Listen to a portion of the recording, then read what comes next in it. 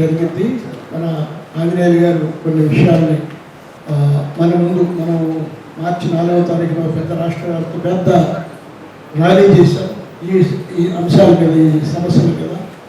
తర్వాత మొన్న 31వ తారీఖు లాస్ట్ మంత్ 31వ తారీఖున రాష్ట్ర వ్యాప్తంగా డిమాండ్స్ డే నిర్వహించి ప్రభుత్వానికి ఎక్కడికెక్కడ ప్రభుత్వ దృష్టికి ఈ సమస్యలను తీసుకువెళ్ళాం.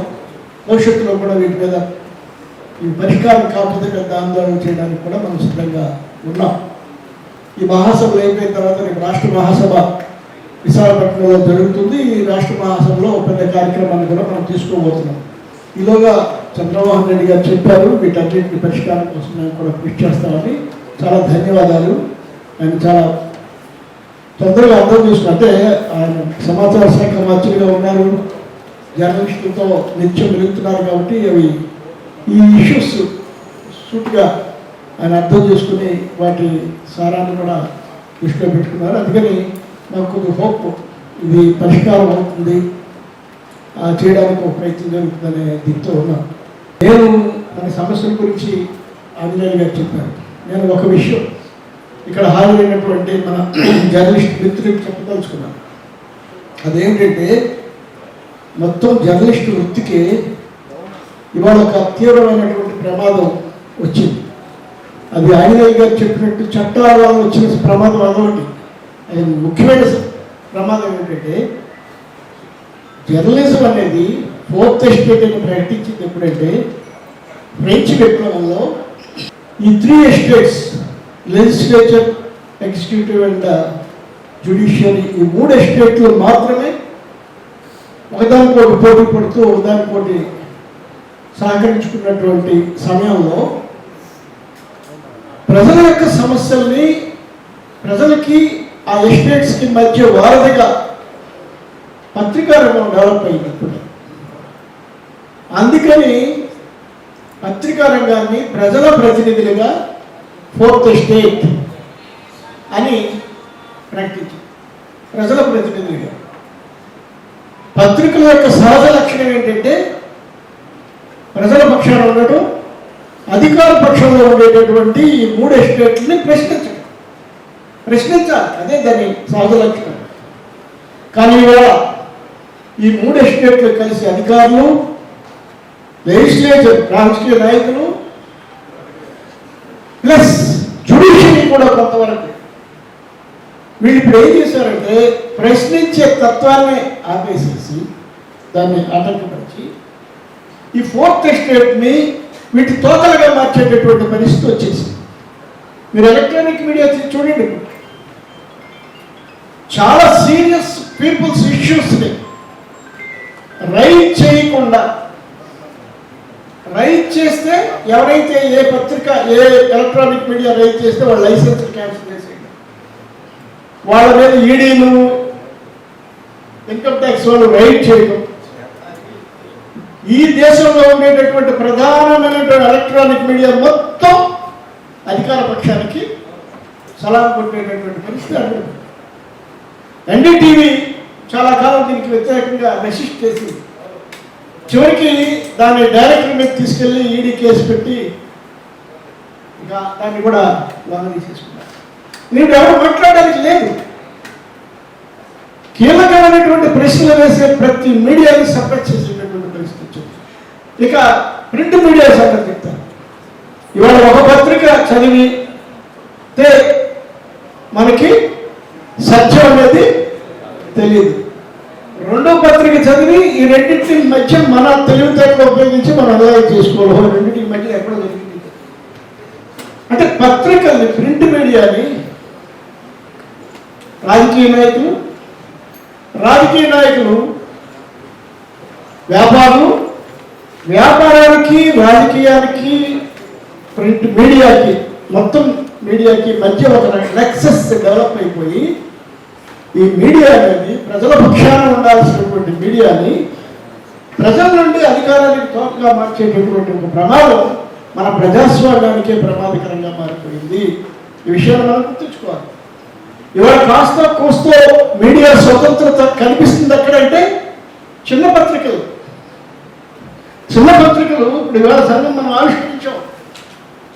ఇవాళ మీడియం చిన్న పత్రికలే కొంతవరకైనా వాళ్ళ సొంత అభిప్రాయాన్ని వ్యక్తం చేయగలుగుతున్నారు. పెద్ద పత్రికల వాళ్ళు వాళ్ళ సొంత అభిప్రాయాలను వ్యక్తం చేసే వేదిక లేకుండా పోయినటువంటి పరిస్థితి కల్పిస్తాం. ఇంకా కొంత ప్రజాస్వామ్యం ప్రజల పక్షాన్ని కొంత తీసుకొస్తుంది సోషల్ మీడియా. కొత్తగా వచ్చినటువంటి సోషల్ మీడియా ఈరోజు ప్రజల యొక్క సమస్యల్ని స్వతంత్రంగా తీసుకురాగలుగుతాం. మీరు ఇటీవల కాలంలో జరిగిన అనేక ఘటనలు చూశారు. ఢిల్లీలో జరిగిన విద్యార్థుల సమస్యలు చూసినప్పుడు మొత్తం మీడియా, నేషనల్ మీడియా అంతా బాయ్కాట్ చేసి ఆ రోజు ఏం జరిగిందో ఎవరు చూపించలేదు. కానీ మొత్తం విషయాలన్నీ ప్రజల దగ్గరికి వచ్చినాయి. ఎలా వచ్చినాయి? ప్రతి విద్యార్థి ఎవరిని వాస్తవమే మేడం, నిజాలు రాయమంటున్నారు, మీ గురించి రాయమంటం లేదు, వాస్తవాలు నిజాలు రాయాలి. కంపెనీల చేతుల్లో విడిపోతా ఉంది.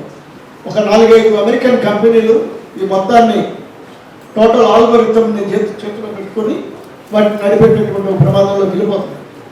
అందుకని మన సంఘం మన సొంత అవసరాల కోసం, అంటే ఇళ్ల పట్టాలు, మన పెన్షన్లు, మన వృత్తి సమస్యలు, వీటి గురించి మాట్లాడటమే కాదు, వీటి గురించి పోట్లాడటమే కాదు, ఫోర్త్ ఎస్టేట్గా పత్రికా రంగం బ్రతకాలి, స్వతంత్రంగా బ్రతకాలి.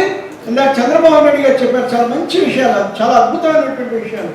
పత్రికల యొక్క కర్తవ్యం ఏంటి? ఆ ప్రజలు ఎవరైతే నోరు లేదో, ఆ నోరు లేని వాళ్ళకి నోరు, గొంతు లేని వాళ్ళకి గొంతు, నిస్సహాయంగా ఉండే వారికి సహాయం చేయడం అనేది పత్రికా రంగం యొక్క బాధ్యత.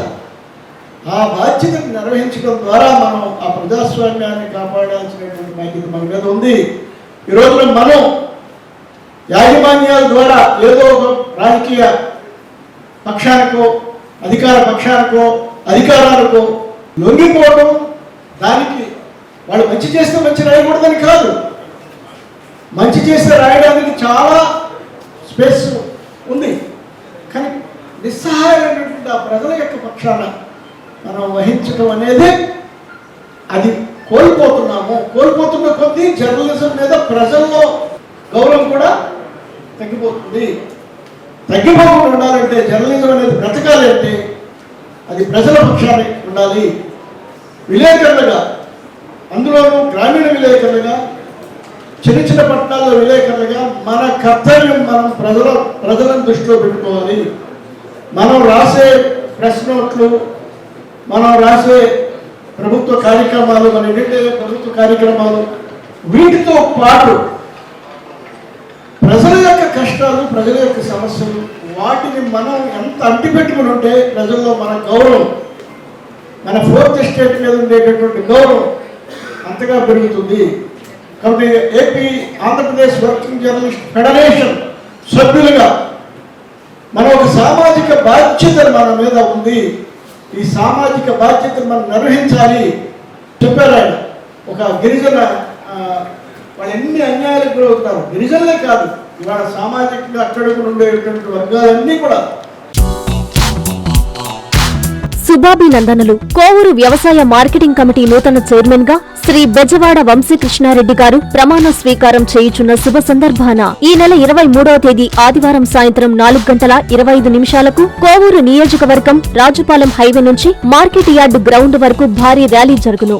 ఏఎంసీ చైర్మన్ వంశీకృష్ణారెడ్డి ప్రమాణ స్వీకార మహోత్సవానికి ముఖ్య అతిథులుగా విచ్చేయుచున్న నెల్లూరు ఎంపీ గౌరవనీయులు శ్రీ వేమిరెడ్డి ప్రభాకర్ రెడ్డి గారు, కోవూరు ఎమ్మెల్యే గౌరవనీయులు శ్రీమతి వేమిరెడ్డి ప్రశాంత్ రెడ్డి గారికి స్వాగతం, సుస్వాగతం.